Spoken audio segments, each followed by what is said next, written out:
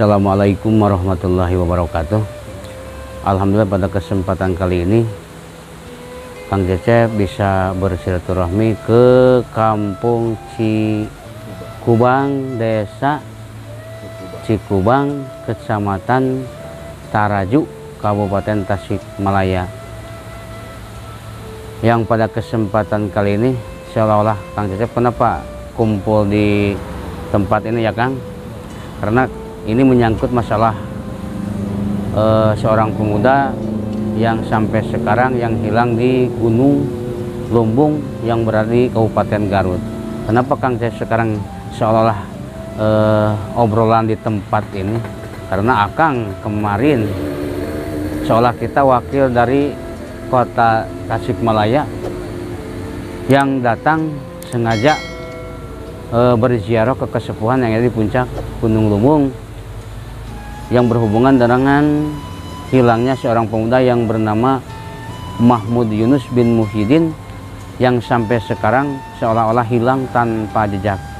Tapi Kang Cecep yakin Kang, ketika kita mungkin jauh-jauh datang ke sana niat ziarah, bukan minta ke makam, bukan minta ke Eyang Dago yang ada di makam, tapi kita seolah-olah satu mungkin ingin membuktikan bentuk makam seperti apalah, sehingga di tempat tersebut seolah-olah dijadikan satu tempat yang sangat angker lah ya, bisa dikatakan angker, ditakuti, bahkan seolah-olah tempat itu satu tempat yang sangat apa gitu misterius ya Kang ya, misterius. Maka sekarang Kang Cecep mungkin sambil ngobrol bisa menyimpulkan lah, ketika kita berangkat berziarah ke sana sambil membuktikan apa betul yang namanya Mahmud Yunus hilang di tempat tersebut. Karena di awalnya mungkin ada cerita Kang sebetulnya, makanya kita jangan berkecil hati. Insya Allah ini semua serahkan kepada Allah. Kita bukan siapa-siapa, kita cuman makhluk biasa yang berusaha sekemampuan menjatuhkan doa sehingga Allah membuktikan. Itu kan baru kemauan kita kan, baru kemauan kita bahwa anak tersebut ada, tiba-tiba itu kemauan kita. Kun fayakun itu ada proses sebetulnya. Kembali ke pokok permasalahan, mungkin bisa disimpulkan Kang, ketika kita berangkat ke puncak Gunung Lumbung yang lumayan waktunya juga perjalanan yang cukup melelahkan lah. Tapi alhamdulillah kita sampai juga, bahkan kita sama-sama mungkin sekemampuan berdoa, bukan berdoa seolah mendoakan sepuh kita bisa, mendoakan guru kita bisa, termasuk berpikir tadzkirah bahwa kita akan dijemput kematian lah, dijemput kematian, sekaligus seandainya di tempat tersebut ada yang dinyamakan karamah maun, itu rahasia Allah, sehingga dengan berkah wasilah kita berziarah ke sana ya alhamdulillah Kang, sebetulnya ada kesimpulan seolah-olah ini amanat yang harus disampaikan, mungkin khusus untuk lingkungan yang ada di sekitar Gunung Lumbung, khususnya umumnya buat baraya di mana saja berada muslimin muslimat. Soalnya satu tempat pasti tempat-tempat yang ada di tempat lainnya itu hampir sama, ada cerita sebetulnya. Jadi kesimpulan dari hilangnya seorang pemuda Kang, sebetulnya itu ada hikmah yang luar biasa. Sebetulnya itu ada amanat yang harus disampaikan, sebetulnya cuma cara penyampaian Allah itulah rahasia. Makanya anak sekarang masih rahasia.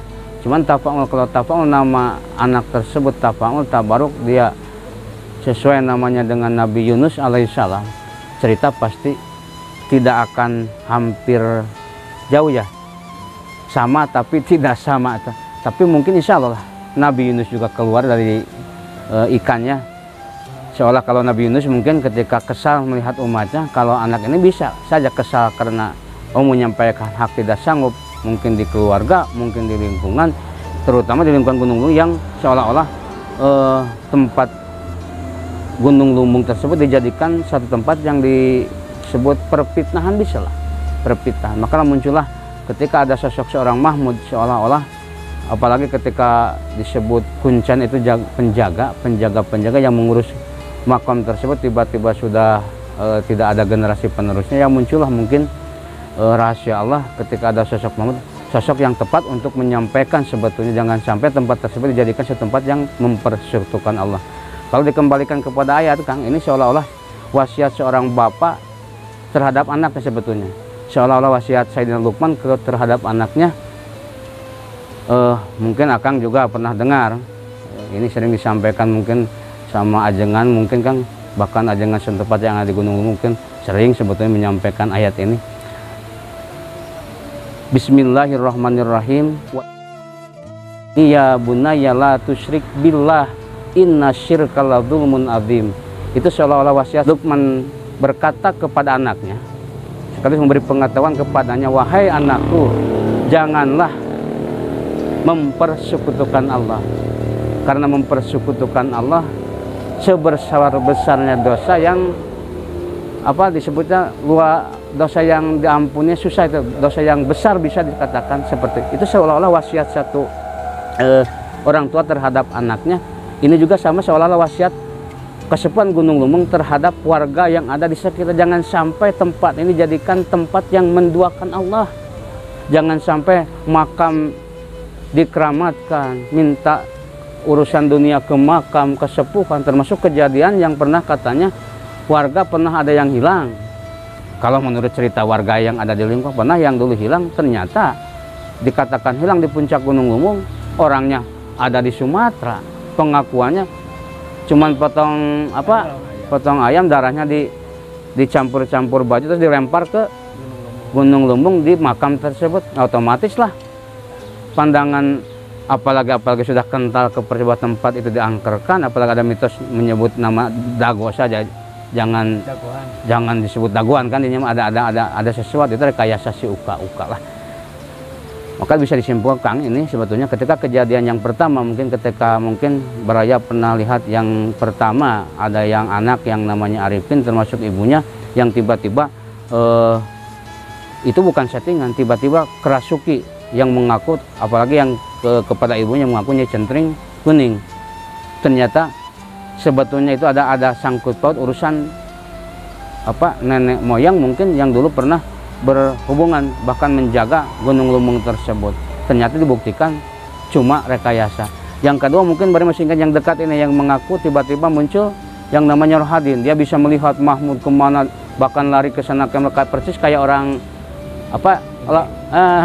lamun di portasnya jika di portas di luhur anu lalieur gitu kan, marabok juga gitu, gagarapakan. Ujung-ujungnya ketika didesak dia ada pertalian dengan yang si uka-uka dari Batuwangi. Itu wallahu alam ada cerita apa urusan keluarga Rohadin.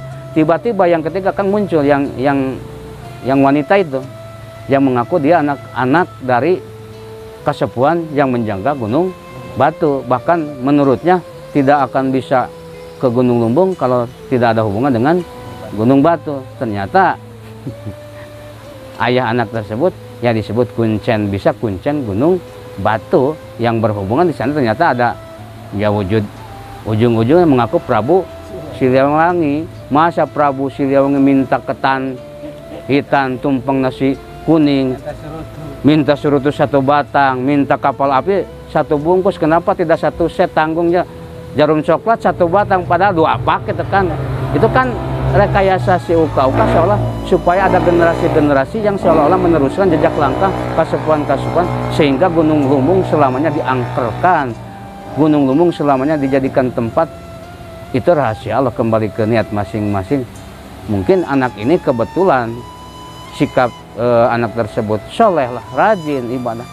Sebetulnya ini cara penyampaian hak, cuman cara Allah seolah-olah ini sebetulnya Rahman Rahim Allah.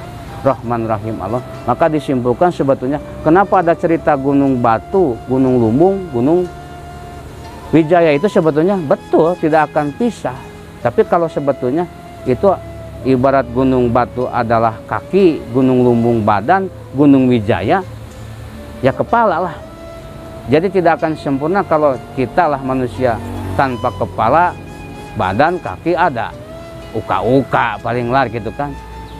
Intinya persis siloka itu cuma siloka amanat yang sebetulnya lewat cara Allah dengan hilangnya seorang pemuda yang sampai sekarang belum ada jejak sama sekali. Insya Allah dengan keyakinan mungkin ketika niat kita berziarah bukan apa-apa, tadi sudah dijelaskan, bahkan di konten sebelumnya diperjelaskan. Ini cara Allah, sebetulnya cara Allah supaya intinya memberi kesempatan untuk makhluknya sampai kapan yang takutnya tempat kesepuan dijadikan satu tempat yang menduakan Allah dengan diselimuti niat ziarah ke tempat tersebut. Itu mungkin di antara kesimpulan. Ini sebetulnya saya kalau ingat lagu Kang Haji Oma Irama, Kang Bung Roma, percis itu. Kalau tadi wasiat seorang ayah Said Lukman terhadap putranya, ini percis amanat, bisa dikatakan amanat puncak Gunung Lumbung Kasepuan, bisa dikatakan wangsit kalau menurut mereka mah. Ini wangsit Gunung Lumbung yang harus disampaikan. Mungkin Akang ingat lagu Bung Haji Roma Irama, ada Kang sebetulnya sambil apa, tapi ini kalau dilihat syairnya itu betul sebetulnya. Kang Cep kalau galau-galau lupa mungkin ini sambil obrolan, sambil memecahkan apa disebutnya, menghilangkan apa disebut bukannya gunung ada kan, betul ada ya, bukannya gunung tempat kau meminta, bukan lautan tempat kau memuja, bukan pula dukun tempat kau menghibah, bukan kuburan tempat memohon doa. Tiada keramat yang ampuh di dunia selain dari doa ibumu jua. Itu betul Kang, kembali ke asal. Yakin ridho Allah, murka ridho Allah tergantung di kedua orang tua kita, termasuk guru, termasuk kesepuan yang ada di Gunung Lumbung. Percis seperti itu Kang sebetulnya. Ini amanat sebetulnya. Jangan sampai kita meminta ke gunung, ke lautan, menghibah ke dukun, termasuk meminta ke kuburan. Itu percis yang terjadi di lingkungan Gunung Lumbung tersebut. Semoga ini jadi hikmah khusus buat diri Kang Cecep sendiri, ya buat mungkin Akang yang kemarin pernah ikut ke sana, capek ya Kang jemput. Intinya kita menjemput keberkahan saja. Semoga doa kita dikabulkan Allah, sosok Mahmud secepatnya dikembalikan asal sehat, bahkan sehat walafiat, sehingga perfitnahan ini bisa dipecahkan bahkan dari sekarang. Semoga dengan hikmah dibalik kejadian hilangnya seorang pemuda yang sampai sekarang belum ada jejak, semoga hikmahnya kita khususnya, umumnya mungkin baraya muslimin muslimat di mana saja berada, wabil khusus yang ada di lingkungan Gunung Lumbung, dengan kejadian ini justru kita bagaimana caranya supaya lebih bisa meningkatkan keimanan ketakwaan kepada Allah, yang berharap semua husnul khotimah. Mungkin Kang cukup kesimpulan dari kejadian hilangnya seorang pemuda yang sampai sekarang seolah hilang tanpa jejak. Tapi yakin ya Kang, yakin, insya Allah yakin biidnillah, sesuai nama Tafaul Tabaruk nama Mahmud Yunus, ini tidak jauh beda dengan cerita Nabi Yunus alaihissalam. Semoga biidnillah anak tersebut cepat dikembalikan supaya tidak jadi perfitnahan. Mungkin cukup pertemuan kali ini dari awal sampai akhir. Ini rasa tanggung jawab Kang Cecep berserta rekan, berserta kru untuk membuktikan ini tanggung jawab yang betul-betul seolah-olah membuktikan jangan sampai seseorang dijadikan sasaran sehingga ujungnya saling sangka jelek ya. Kembali kalau kita ya perfitnahan. Kalau kita berharap ingin meninggal dalam keadaan husnul khatimah, berbaik sangkalah kepada makhluk Allah. Cukup mungkin sekian. Wassalamualaikum warahmatullahi wabarakatuh.